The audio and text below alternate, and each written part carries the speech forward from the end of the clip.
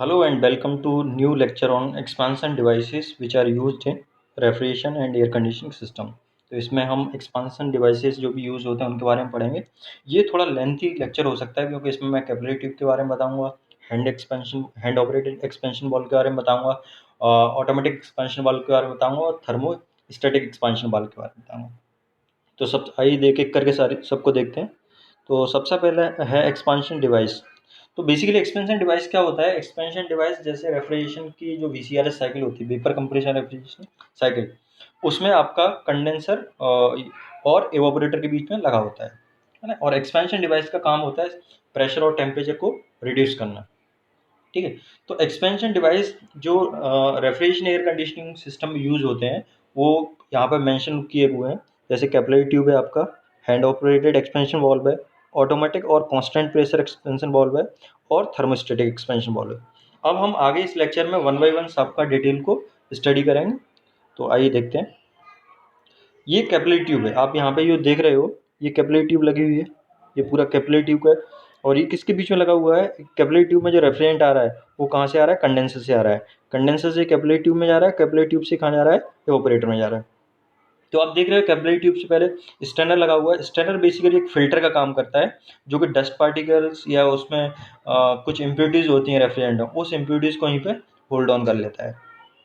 उसके बाद एक कैपिलरी ट्यूब में फ्लो होता है। तो कैपिलरी ट्यूब क्या होती है? स्मॉल डायमीटर की एक लंबी ट्यूब होती है जिसकी लेंथ 0.5 मीटर से 5 मीटर तक हो सकती है। और उसमें क्या होगा? प्रेशर और टेम्परेचर कम हो जाएगा। ठीक है। और जब वो प्रेशर और टेम्परेचर रेफ्रिजरेंट का कम हो जाए उसके बाद हम उसको कहाँ भेज देते हैं? एवापोरेटर में भेज देते हैं। देखिए एक्सपेंशन की जो मैकेनिज्म है उसको समझने के लिए छोटा सा हम एग्जाम्पल ले सकते हैं।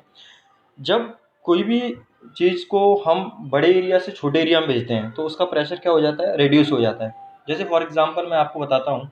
जैसे साइकिल होती है तो साइकिल के पहिए में हवा भरी होती है। यदि आप उस हवा को निकालें और ऊपर हाथ लगा लें तो क्या होगा? आपको ठंडा ठंडा महसूस होगा क्योंकि जो एयर बाहर आ रही है उस स्मॉल स्पेस से उसका क्या हो रहा है? एक्सपांशन हो रहा है ना, उस स्मॉल। तो एक्सपांशन होगा तो प्रेशर और टेम्परेचर क्या हो जाएगा? कम हो जाएगा। सेम प्रिंसिपल यहाँ पर यूज होता है कि हम रेफ्रिजरेंट को एक छोटे से स्पेस से पास कराते हैं जिसके कारण उसका एक्सपांशन होता है और एक्सपांशन होने से क्या होता है? उसका प्रेशर और टेम्परेचर कम हो जाता है। अब हम कैपिलरी ट्यूब के बारे में बात करें तो कैपिलरी ट्यूब आपने देखा स्मॉल डायमीटर की ट्यूब होती है जिसकी लेंथ क्या होती है? ज़्यादा होती है। अब कैपिलरी ट्यूब का दिया है। कैपिलरी ट्यूब की मैकेनिज्म क्या होती है? इसमें क्या होता है? जब रेफ्रिजरेंट फ्लो होता है तो जो प्रेशर ड्रॉप होता है that occurs due to the friction resistance.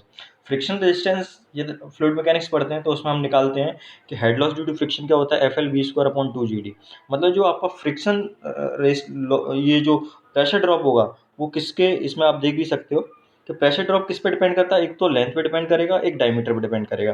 तो जितनी ज़्यादा लेंथ होगी उतना ज़्यादा प्रेशर ड्रॉप होगा और जितनी ज़्यादा डायमीटर होगी उतना कम प्रेशर ड्रॉप होगा। दूसरी लैंग्वेज हम ऐसे बोल सकते हैं कि जो प्रेशर ड्रॉप होता है वो जो लेंथ होती है कैपिलरी ट्यूब की उसके डायरेक्टली प्रोपोर्शनल होता है और जो डायमीटर होती है कैपिलरी ट्यूब की उसके इनवर्सली प्रोपोर्शनल होता है। ठीक है। इसके बाद हम देखते हैं कि ये फिक्स रिस्ट्रिक्शन टाइप डिवाइस होता है। मतलब इसमें रेफ्रिजरेंट के फ्लो को हम कम ज़्यादा नहीं कर सकते हैं, कांस्टेंट रेफ्रिजरेंट का फ्लो होता है। अब इसमें दिया है इसका जो स्पेसिफिकेशन किस तरह 0.5 मीटर से लेकर 5 मीटर लेंथ हो सकती है इसकी। और जनरली जो मार्केट में आता है इसकी जो डायमीटर होती है 0.5 mm से लेकर 2.25 mm तक हो सकती है। एडवांटेज क्या है इसके? ये आप देख सकते हैं इसके एडवांटेज हैं। सिंपल है, ये लो कॉस्ट है। ठीक है। इसमें कोई मूविंग पार्ट्स वगैरह नहीं होते हैं। तो ये बेसिकली कैपिलरी ट्यूब नहीं है, स्ट्रेनर है ना, जो कि कैपिलरी ट्यूब से पहले लगा रहता है। और ये फॉरेन पार्टिकल्स जो रेफ्रिजरेंट में आते हैं उन फॉरेन पार्टिकल्स को क्या करता है? होल्ड कर लेता है वहीं पे, जिससे वो कैपिलरी ट्यूब में नहीं जाए। या फिर तो क्योंकि यदि वो कैपिलरी ट्यूब में चला जाएगा तो क्या कर सकते हैं? कैपिलरी ट्यूब को स्टक कर सकते हैं, वो उसको ब्लॉक कर सकते हैं। उसको अवॉइड करने के लिए हम उससे पहले स्ट्रेनर लगा देते हैं। एक पिक्टोरियल डायग्राम दिया हुआ है कैपिलरी ट्यूब का, रेफ्रिजरेटर उसमें लगा हुआ है। ये आप देख रहे हो यहाँ पे कैपिलरी ट्यूब लगी हुई है और ये जो आप देख रहे हो ये स्ट्रेनर लगा हुआ है। ठीक है। तो हमने कैपिलरी ट्यूब के बारे में देखा। दूसरा जो इसमें एक्सपेंशन डिवाइस में आता है वो आता है हैंड ऑपरेटेड एक्सपेंशन बॉल। तो सबसे पहले हम इसके देखते हैं रेफ्रिजरेंट आता कहाँ से है। यहाँ से ये आप देख रहे हो, यहाँ से लिक्विड रेफ्रिजरेंट आएगा। ठीक है। और ये इस पैसेज के थ्रू, आप यहाँ पे ये नीडल वॉल्व देख रहे हो, ये वॉल्व जब उठेगा तो यहाँ से इस पैसेज से बाहर जाएगा। ठीक है। अब इसकी यदि हम कंपोनेंट इसको ऑपरेट कहाँ से करते हैं, ये हैंड ऑपरेटेड है, ये हैंड व्हील लगा हुआ है, इसको आप रोटेट कराएंगे तो जो नीडल वॉल्व है उसको मूवमेंट को कंट्रोल कर सकते हैं, उसके मूवमेंट को अप एंड डाउन कर सकते हैं। ठीक है, ये स्टेम है जिससे आपका हैंड व्हील कनेक्टेड है, और ये पैकिंग नट लगा हुआ है। ठीक है, और यहाँ पे भी देखोगे आप पैकिंग लगी हुई है।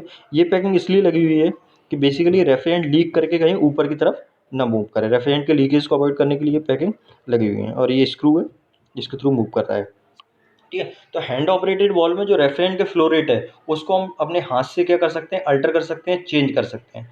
ठीक है, तो जैसे आप इसमें देखोगे कि क्लॉकवाइज एंटी क्लॉकवाइज का रहता है ना, एक बार घुमाएंगे तो ऊपर की तरफ मूव होगा, एंटी क्लॉकवाइज घुमाएंगे तो नीचे की तरफ मूव होगा, क्लॉकवाइज घुमाएंगे तो ओपन होगा, एंटी क्लॉकवाइज घुमाएंगे तो क्लोज होगा। ठीक है, तो यहाँ से हैंड ऑपरेटेड वॉल्व है। तो जनरली ये ऑब्सोलीट हो गए हैं आज की डेट में, ये hand operated expansion valve use नहीं होते हैं।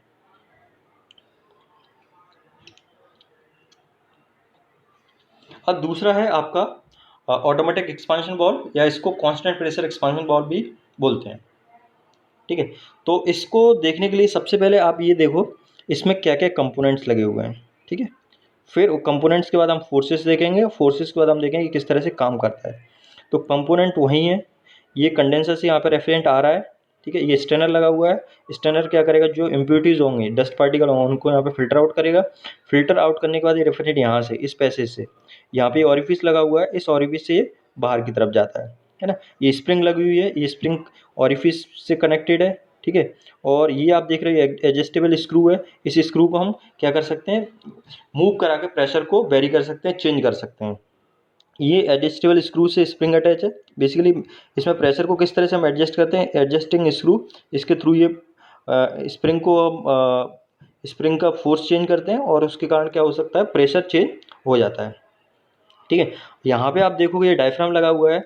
डायफ्राम बेसिकली क्या है, दो प्रेशर वाले एरिया को अलग करा है। एक तरह से हम मान सकते हैं ये रबर का स्ट्रक्चर है जिसमें प्रेशर की या फ्लेक्सिबल है, तो और दो प्रेशर एरिया को अलग कर रहा है, और प्रेशर की वजह से ये क्या कर सकता है, मूव डिफॉर्म हो सकता है। ठीक है, तो ये डायफ्राम है यहाँ पे। ठीक है, डायफ्राम के बाद आप देखोगे ये ऑरिफिस, ये बता दिया मैंने आपको। ठीक है, ये एडजस्टेबल स्क्रू, ये। अब आगे देखते हैं इसमें। अब इसमें देखिए फोर्स एक्ट कर रहे हैं, जैसे डायफ्राम की हम बात करें, बेसिकली क्या हो रहा है कि डायफ्राम के मूवमेंट से ये ऑरिफिस कंट्रोल हो रहा है। ठीक है, और ऑरिफिस जब कंट्रोल होगा तो ऑरिफिस से क्या हो रहा है, आपका रेफ्रिजरेंट का फ्लो रेट चेंज होगा। ठीक है, तो यहाँ डायफ्राम पे हम देखें तो इस पर चार फोर्स एक्ट कर रहे हैं। एक तो एफ ओ एक्ट कर रहा है। एफ ओ बेसिकली क्या होगा, यहाँ पे एयर होगा, एक खाली स्पेस है, तो एयर होगा तो इसकी वजह से क्या एक्ट कर रहा होगा, एटमॉस्फेरिक प्रेशर एक्ट कर रहा होगा। तो डायफ्राम के ऊपर की तरफ एटमॉस्फेरिक प्रेशर एक्ट कर रहा है एफ ओ। दूसरा एफ एस है, तो ये स्प्रिंग है, ये जो स्प्रिंग है, ये स्प्रिंग इस पर कुछ फोर्स एक्सर्ट कर रही होगी, ये फोर्स है आपका एफ एस। ठीक है, यहाँ पे डायफ्राम है। अब आप देखोगे नीचे भी दो फोर्स लगे हुए हैं। ठीक है, नीचे फोर्स लगे हुए हैं, ये बेसिकली ये एक फॉलो अप स्प्रिंग कहलाती है, और ये एडजस्टेबल स्प्रिंग कहलाती है। तो इस स्प्रिंग की वजह से ऊपर की तरफ फोर्स लगेगा, तो ये क्या हो जाएगा, force due to follow up spring. और ये एफ ई क्या है, फोर्स ड्यू टू एवोपरेटर, क्योंकि यहाँ पे रेफ्रिजरेंट लीक आ रहा है यहाँ पे। ठीक है, तो ये रेफ्रिजरेंट भी प्रेशर एक्सर्ट कर रहा होगा, तो इसकी वजह से जो फोर्स जनरेट होगा वो कहलाएगा F E, force due to evaporator pressure. ठीक है, अब आइए इसमें और देखते हैं। तो इसमें देखिए आप एफ ओ क्या है, force due to atmospheric pressure on the diaphragm.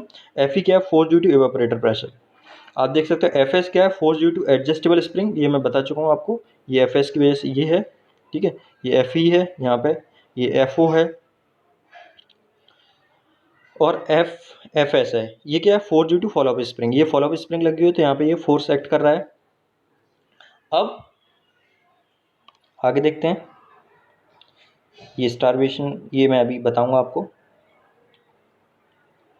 ठीक है, अब इसकी वर्किंग किस तरह से होती है, ये जनरली जब ऑफ होगा। ठीक है, ऑफ होगा मतलब जब कंप्रेसर बंद होगा, कंप्रेसर बंद होगा तो यहाँ पर रेफ्रिजरेंट क्या हो जाएगा, एक्यूमुलेट हो जाएगा। ठीक है, रेफ्रिजरेंट जब यहाँ पे एक्यूमुलेट हो जाएगा तो जो एफ ई है, एफ ई क्या हो जाएगा, मतलब रेफ्रिजरेंट एक्यूमुलेट होगा तो एवापोरेटर का जो प्रेशर है, ठीक है, ये जो लाइन है बेसिकली क्या हो रहा है, कंप्रेसर क्या कर रहा है, कंप्रेसर एवापोरेटर से रेफ्रिजरेंट को एक्सट्रैक्ट कर रहा है, लेकिन जैसे ही कंप्रेसर बंद होगा तो रेफ्रिजरेंट एवापोरेटर और एक्सपेंशन वाला उसके बीच में ट्रैप हो जाएगा, वहाँ इकट्ठा हो जाएगा। तो क्या होगा, एवापोरेटर का प्रेशर बढ़ गया, ठीक है। तो जब एवापोरेटर का प्रेशर बढ़ेगा तो ये जो कंपोनेंट है एफ ये बढ़ गया, ये बढ़ेगा तो ये डायफ्राम को ऊपर की तरफ पुश करेगा, ऊपर की तरफ पुश करेगा तो ये ऑरिफिस क्या हो जाएगा, बंद हो जाएगा। तो ये नॉर्मली क्लोज वाली कंडीशन है। यही इसमें दिया हुआ है कि adjustment spring is usually set such that during off cycle का मतलब जब बंद हो, needle is pushed against the orifice. तो ये जो नीडल है ये ऑरिफिस की तरफ पुश होगा। तो इसमें क्या कंडीशन बनती है, एफ ई ओ, ओ का मतलब यहाँ सीधा सा है ऑफ साइकिल, ठीक है। F E O plus F S O, तो एफ एस ओ का मतलब भी यही है कि ये फोर्स है, ठीक है। और एफ ये एफ फॉलो स्प्रिंग का फोर्स है ड्यूरिंग ऑफ। तो देखिए ये बेसिकली रिप्रेजेंट कर रहा है, इधर आप देखोगे तो ये रिप्रेजेंट कर रहा है आपका नीचे वाला फोर्स, ये दोनों नीचे वाला मतलब ये अपवर्ड की तरफ जो फोर्स लग रहा है, और ये दो कंपोनेंट हैं एफ ओ और एफ एस ओ, तो ये इन दोनों को रिप्रेजेंट कर रहा है। लेकिन ये कंडीशन कौन सी है, जब ये साइकिल क्या है, बंद है, क्लोज है। अब इसके बाद देखेंगे during off cycle refrigerant will vaporize in the evaporator as a result of, ये मैं बता चुका हूँ पहले आपको कि जैसे ऑफ होगा तो रेफ्रिजरेंट वेपोराइज हो जाएगा, कलेक्ट हो जाएगा वहाँ पे, और एवापोरेटर का प्रेशर क्या हो जाएगा, इंक्रीज हो जाएगा, है ना। एवापोरेटर का प्रेशर इंक्रीज होगा तो डायफ्राम ऊपर की तरफ मूव करेगा और ऑरिफिस क्या हो जाएगा, बंद हो जाएगा, ठीक है।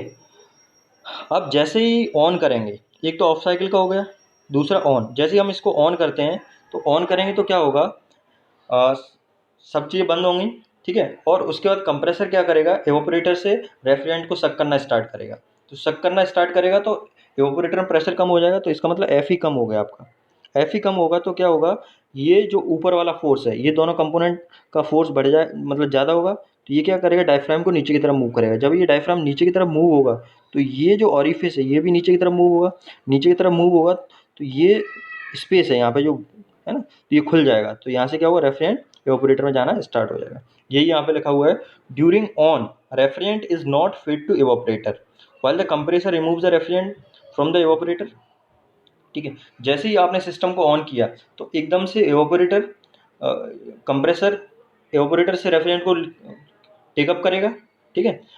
और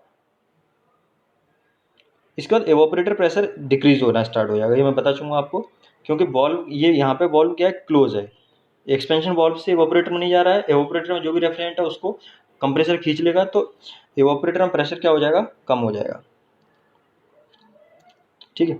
ये और इसमें वो दिया हुआ है कि एफ एस प्लस एफ, ठीक है, is greater than this and, तो ये कंडीशन पहली दी है कि यदि ऐसा होगा तो आपका जो वॉल्व होगा वो फुली क्लोज होगा, ठीक है। और ये वही रिपीट हो गया। तो हाँ, तो इसका मतलब ये हुआ कि इन चारों फोर्स का जो मैग्नीट्यूड है ना, एफ ओ है, एफ एस है, एफ ओ का मतलब ड्यू टू एटमॉस्फेरिक प्रेशर, ठीक है। और ये एफ एस है, ये एडजस्टेबल स्प्रिंग की वजह से जो फोर्स लग रहा है, ये एफ एस है, ये फॉलो अप स्प्रिंग की वजह से फोर्स लग रहा है, एफ ई एवोपरेट। तो ये चारों फोर्स बेसिकली कंट्रोल कर रहे हैं इसके मूवमेंट को और इसके मूवमेंट को, ठीक है। तो इनको हम चेंज करके क्या कर सकते हैं, इसके ऑरिफिस के जो आपका वॉल्व है इसकी यहाँ पर रेफ्रिजरेंट फ्लो की जो रेट है उसको हम कम ज़्यादा कर सकते हैं, अल्टर कर सकते हैं, है ना। बेसिकली क्या है, ये सब फिक्स कर देते हैं, एडजस्टर स्क्रू आपने पहले ही फिक्स कर दिया। तो यहाँ एवापोरेटर जो प्रेशर होगा वो बेसिकली डिसाइड करता है यहाँ पे कितना ये वॉल्व खुलना है, ठीक है दिया। अब इसमें एक चीज़ और होती है, देखो इसमें कांस्टेंट प्रेशर होता है, तो कांस्टेंट प्रेशर होने की वजह से क्या होगा कि मान लीजिए एवापोरेटर में लोड इंक्रीज हुआ, ठीक है। अब ये पहली बात तो ये है कि वहाँ पे रिकमेंड किया जाता है जहाँ पे प्रेशर कांस्टेंट होता है, जहाँ पे प्रेशर चेंज हो रहा होगा वहाँ पे इस बॉल को रिकमेंड नहीं किया जाता है। अब इसमें दो कंडीशन देखते हैं, सबसे पहले कंडीशन ये देखते हैं एवापोरेटर पे जैसे लोड बढ़ रहा है, ठीक है। एवापोरेटर पे लोड बढ़ेगा इसका मतलब एवापोरेटर ज़्यादा हीट ऑब्जर्व कर रहा है, ज़्यादा हीट ऑब्जर्व कर रहा है तो उसका टेम्परेचर बढ़ेगा और प्रेशर बढ़ेगा। प्रेशर बढ़ेगा तो इसका मतलब ये जो एफ ई है, ये एफ ई आपका बढ़ गया, और एफ ई बढ़ेगा तो ये क्या होगा, बंद कराना चाहेगा, इसको डायफ्राम ये ऊपर की तरफ मूव कराना चाहेगा तो बंद, तो रेफ्रिजरेंट का फ्लो रेट कम हो जाएगा, जबकि होना क्या चाहिए, रेफ्रिजरेंट की फ्लो रेट को बढ़ना चाहिए। तो ये जो कंडीशन कहलाती है कहलाती है स्टारवेशन, मतलब स्टार का मतलब होता है भूखा एक तरह से। तो जब ज़्यादा चाहिए होता है तो ये रेफ्रिजरेंट को फ्लो को कम कर देता है, ठीक है। ऐसे ही यदि हम दूसरा केस कंसीडर करते हैं, दूसरा केस क्या हो सकता है कि जब रेफ्रिजरेंट पे लोड कम हो जाए, तो रेफ्रिजरेंट पे जब लोड कम हो जाएगा इसका मतलब कम हीट को ऑब्जर्व कर रहा है, वो कम हीट को ऑब्जर्व कर रहा है तो उसका टेम्परेचर भी कम है, टेम्परेचर कम होगा तो प्रेशर भी कम होगा, तो प्रेशर कम होगा तो ये फोर्स कम हो जाएगा, ठीक है। और जैसे ये फोर्स कम होगा तो ये वॉल्व और खुलेगा तो यहाँ से ज़्यादा रेफ्रिजरेंट जाएगा। ये कंडीशन बेसिकली कहलाती है फ्लडिंग, है ना। तो स्टार्वेशन कब होता है? जब एवापोरेटर में लोड बढ़ता है। और फ्लडिंग कब होती है? जब एवापोरेटर में लोड कम होता है। तो ये इसके डिसएडवांटेज एक तरह से देखा जाए, है ना। इसलिए हम इसको वहाँ यूज़ करते हैं जहाँ पे प्रेशर क्या रहता है? कांस्टेंट रहता है। मोर और लेस प्रेशर क्या रहता है? कांस्टेंट रहता है। प्रेशर बहुत ज़्यादा वेरी नहीं करता है। तो ये इसके बारे में हो गया। अब दूसरा है थर्मोस्टेटिक एक्सपांशन वाल्व, ना। इसको टीएक्स भी बोलते हैं या थर्मोस्टेटिक एक्सपांशन वाल्व बोलते हैं, है ना। ये सबसे ज़्यादा यूज़ होने वाला वाल्व है। तो इसके बारे में ये आप इसका पिक्टोरियल डायग्राम देख रहे हो। तो ये आप इसमें दिया हुआ है इसके बारे में। Most versatile, most commonly use, maintain constant degree of super heat. इसको हम constant super heat expansion valve भी बोलते हैं। तो आइए अब इसके डायग्राम से हम देखते हैं। हाँ, ये इसका डायग्राम है, ठीक है। बेसिक कॉन्सेप्ट वही है कि कंडेंसर से रेफ्रिजरेंट आएगा, ठीक है। कंडेंसर से रेफ्रिजरेंट आएगा और ये अपना रेफ्रिजरेंट की और यहाँ पे इन होगा और आउट कहाँ जाएगा? एक्सपेंशन बॉल में। तो आप देख रहे हो यहाँ पर ये रेफ्रिजरेंट एंटर कर रहा है और यहाँ पे स्टैंडर लगा हुआ है। स्टैंडर बेसिकली फिल्टर का काम करता है, जो कि इसमें इम्प्योरिटीज होंगे, फॉरेन पार्टिकल्स होंगे, उनको रिमूव करेगा।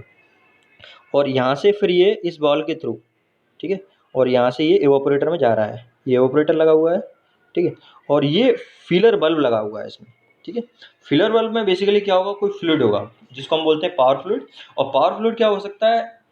वो जो रेफ्रिजरेंट हम यूज़ कर रहे हैं वो रेफ्रिजरेंट हो सकता है या कोई दूसरा फ्लूइड भी हो सकता है, ठीक है। अब इसके कंपोनेंट्स देखते हैं। तो कंपोनेंट जैसे आपने ऑटोमेटिक एक्सपांशन वाल्व देखा था, वहाँ पे डायफ्राम था, तो यहाँ पर भी डायफ्राम लगा हुआ है, ठीक है। अब इस डायफ्राम में क्या हो रहा है?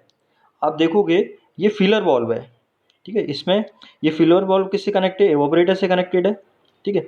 तो एवापोरेटर से जब ये कनेक्टेड है तो एवापोरेटर का कुछ टेम्परेचर होगा। जितना एवापोरेटर का टेम्परेचर होगा उतना ही फीलर वाल्व का जो फ्लूइड होगा उसका टेम्परेचर होगा। तो ये फ्लूइड क्या करेगा? इस डायफ्राम पे ऊपर से प्रेशर एक्सर्ट करेगा, ठीक है। और हम मान लेते हैं वो प्रेशर है पीबी। बल्ब का मतलब 20 बल्ब है, ठीक है। तो ये ऊपर से डाउनवर्ड डायरेक्शन में कितना फोर्स लग रहा है? पीबी, प्रेशर पीबी लग रहा है। अब यहाँ से देखते हैं, यहाँ से लिक्विड रेफ्रिजरेंट आ रहा है, तो एक एवापोरेटर का प्रेशर होगा। जितना प्रेशर एवापोरेटर का होगा उतना ही प्रेशर यहाँ पे होगा, ठीक है। तो ये एवापोरेटर का प्रेशर है यहाँ पे। ये पी बेसिकली क्या है? एवापोरेटर का प्रेशर को रिप्रेजेंट कर रहा है। और आप देखो ये स्प्रिंग लगा हुआ है, ठीक है। तो ये स्प्रिंग भी कहाँ फोर्स एक्सर्ट कर रहा होगा? ऊपर की तरफ फोर्स एक्सर्ट कर रहा होगा डायफ्राम में। तो यदि हम अपवर्ड डायरेक्शन में देखें तो दो फोर्स लग रहा है, पीएस लग रहा है, पी लग रहा है। पी क्या है? Just because of evaporator. और पीएस किसके कारण है? स्प्रिंग के कारण है, ठीक है। और ऊपर डाउनवर्ड डायरेक्शन में कौन सा फोर्स लग रहा है? पीबी लग रहा है। पीबी किसकी वजह से? ये फिलर बल्ब लगा हुआ है, ठीक है। तो यहाँ तक बात ठीक है, ये मैंने आपको बेसिक बता दिया। अब इसका जैसे ऑपरेशन होता है, ठीक है, ऑपरेशनल जब होता है तो किस तरह से करता है वो देखते हैं। तो बेसिकली क्या है, जो डायफ्राम का मूवमेंट है वो डायफ्राम का मूवमेंट इसके द्वारा भी डिसाइड हो रहा है ना, जो फिलर वाला लगा हुआ है। अब हम कंडीशन मान के चलते हैं। मान लीजिए एवापोरेटर में लोड बढ़ गया, ठीक है। एवापोरेटर पे लोड बढ़ गया, इसका मतलब ये ज़्यादा हीट ऑब्जर्व कर रहा है। ज़्यादा हीट ऑब्जर्व कर रहा है तो यहाँ पे जो एवापोरेटर का आउटलेट पे टेम्परेचर होगा वो ज़्यादा होगा। जब एवापोरेटर का आउटलेट पे टेम्परेचर ज़्यादा होगा तो ये अपनी हीट यहाँ पे ट्रांसमिट करेगा फिलर बल्ब को। तो फिलर बल्ब में जो फ्लूइड होगा उसका टेम्परेचर बढ़ जाएगा। जब उसका टेम्परेचर बढ़ेगा तो इसमें जो फिलर लिक्विड है, ठीक है, उसका प्रेशर बढ़ेगा, तो ये पीबी आपका बढ़ जाएगा। और जब आपका पीबी बढ़ेगा तो क्या होगा? डायफ्राम भी नीचे की तरफ मूव करेगा। डायफ्राम नीचे की तरफ मूव करेगा तो यहाँ पे ज़्यादा जो रेफ्रिजरेंट है वो एंटर करेगा। और ज़्यादा रेफ्रिजरेंट एंटर करेगा, यही डिज़ायरेबल है। क्योंकि जब लोड ज़्यादा होता है इवेपोरेटर पे तो क्या होना चाहिए कि ज़्यादा रेफ्रिजरेंट लीव करना चाहिए। ज़्यादा रेफ्रिजरेंट लीव करेगा तो क्या होगा? वो इवेपोरेटर से जो ज़्यादा लोड है उसको टेक केयर कर सकता है, ठीक है। तो ये कंडीशन, तो ये डिज़ायरेबल भी है ना। अब दूसरा हम कंडीशन वो कंसिडर करके चलते हैं। मान लीजिए इवेपोरेटर पर लोड कम है, ठीक है। इवेपोरेटर पे जो लोड है वो कम है। तो इवेपोरेटर पे जब लोड कम होगा तो क्या होगा? ये कम हीट ऑब्जर्व करेगा। कम हीट ऑब्जर्व करेगा तो क्या होगा? इसका टेम्परेचर कम होगा, बाहर यहाँ पे आएगा। तो इसका टेम्परेचर जब कम होगा तो जो पावर फ्लूइड भरा हुआ है इसका भी टेम्परेचर कम होगा ना। इसका टेम्परेचर जब कम होगा तो क्या होगा? इसका यहाँ पे जो प्रेशर होगा वो भी कम हो जाएगा। और प्रेशर जब कम हो जाएगा तो ये क्या करेगा, डायफ्राम ऊपर की तरफ मूव करना चाहेगा, क्योंकि ये पी भी कम हो गया, पी भी, ये दोनों वही है, सेम है इस टाइम पे, पी भी कम हो गया तो ये डायफ्राम थोड़ा ऊपर की तरफ मूव करना चाहेगा। अब जब डायफ्राम ऊपर की तरफ मूव करेगा तो ये वॉल्व क्या है, ऊपर की तरफ मूवमेंट करेगा तो ये यहाँ पर जो ये स्पेस है ये क्या होगा, बंद हो जाएगा, मतलब बंद होना चाहेगा, स्पेस कम हो जाएगा। स्पेस कम होगा तो यहाँ से जो रेफ्रिजरेंट आ रहा है उसकी क्वांटिटी कम हो जाएगी, और यही डिज़ायरेबल है। वही जब रेफ्रिजरेंट पे, इवापोरेटर पे लोड कम हो जाए, लोड कम होगा तो कम हीट को ऑब्जर्व करेगा, है ना, कम हीट ऑब्जर्व करे तो क्या होना चाहिए, कम रेफ्रिजरेंट फ्लो होना चाहिए। तो इस तरह से ये कांस्टेंट सुपर हीट किस तरह से मेंटेन करता है। सुपर हीट का क्या मतलब है, super heated temperature minus saturated temperature, ठीक है। तो सुपर हीट को मेंटेन करने के लिए क्या करेगा ये, जैसे लोड बढ़ेगा तो रेफ्रिजरेंट के फ्लो रेट को ज़्यादा कर देगा, ठीक है, जिससे क्या रहे, टेम्परेचर कांस्टेंट रहे, है ना। और लोड कम होगा तो रेफ्रिजरेंट की फ्लो रेट को कम कर देगा, ठीक है। आगे देखते हैं, ये दिया है, ये फिलर बल्ब है, ठीक है। ये फिलर बल्ब में क्या होगा, पावर फ्लूइड होगा, ठीक है? ये कनेक्शन दिए हुए हैं, एक कनेक्शन आपका इवापोरेटर से होगा, एक कंडेंसर से लगा हुआ। ये यहाँ पे है, ये डायफ्राम है, ठीक है, ये क्या है, डायफ्राम।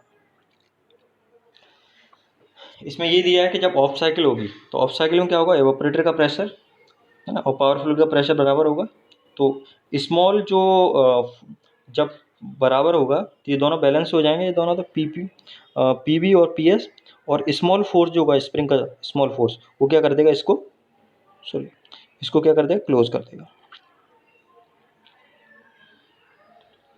ये दिया है।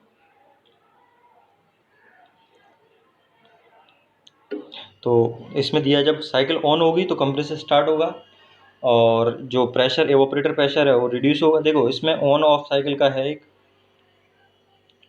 जब साइकिल ऑफ होगी तो क्या होगा, एवापोरेटर का जो प्रेशर है और फिलर बल्ब में जो प्रेशर होगा वो बराबर होगा, ठीक है, क्योंकि जो एवापोरेटर यहाँ पे है, देखिए ये इस डायग्राम में हम देखें, यहाँ पे जो रेफ्रिजरेंट है और यहाँ पे जो होगा, है ना, तो जब ये बंद हो जाएगा सिस्टम तो यहीं पे ट्रैप हो जाएगा, तो जितना एवापोरेटर का यहाँ पे प्रेशर होगा उतना ही प्रेशर यहाँ पे होगा, तो ये दोनों क्या हो जाएंगे, बैलेंस हो जाएंगे, पी और P B.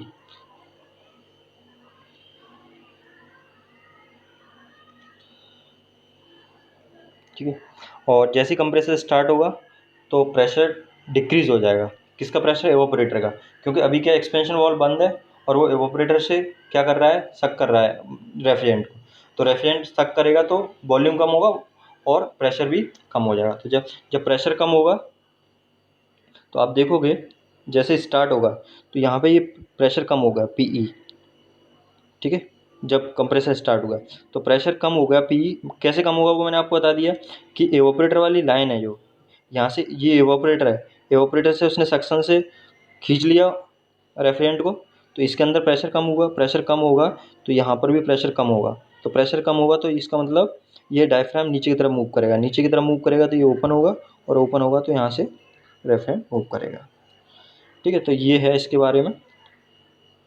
Thank you for watching. Any, if you have any question